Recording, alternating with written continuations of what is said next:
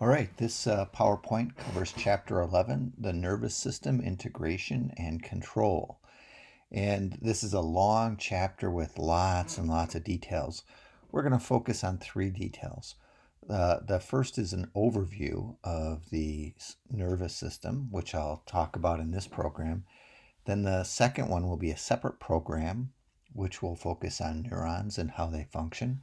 And then finally, we'll have a third short program that focuses on the brain. So each one will have its own kind of list of keywords and objectives. I wanted to break it up and keep it kind of short so that it's easier to get in one package. Okay, so we're going to talk about the divisions and general functions in this program. First of all, the nervous system is divided into a central nervous system and a peripheral nervous system. These are the structural divisions. The central nervous system includes the brain and spinal cord. These are where the majority of neurons are housed. The central nervous system is surrounded by bone, either the bones of the skull or the bones of the vertebrae, which are surrounding the spinal cord.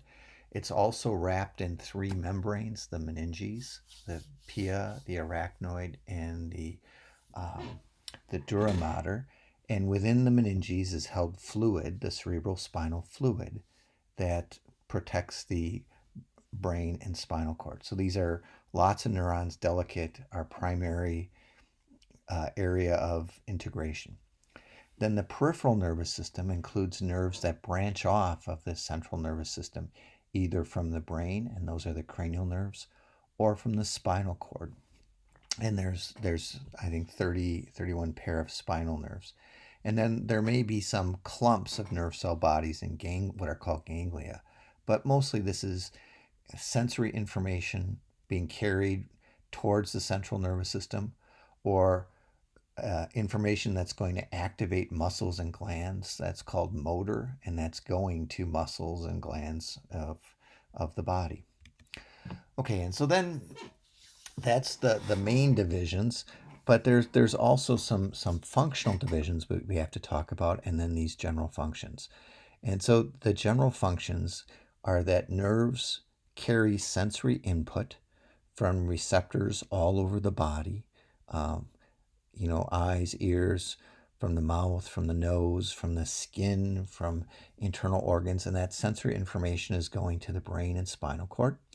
So this is the sensory input. Then they're also carrying the motor activity. That's instructions to be active for muscles and glands. And so it's called motor. That starts in the central nervous system and is carried out in the peripheral nervous system.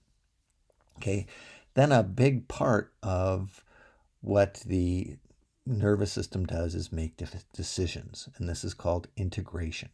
And so it may take input from several different sensory systems and put them together to make a decision.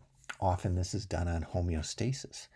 But we have lots of this kind of integration that allows us to do really special tasks. And this is our conscious thought, our memory, our personality. That's all part of this integration system that happens in the brain and in parts of the spinal cord. So sensory, motor, and then this integration. We also kind of separate our functions a little bit by whether they're going to voluntary muscles and sensory things that we can be aware of, and these are called somatic, okay, or whether they're going to our internal organs, which we're not so aware of.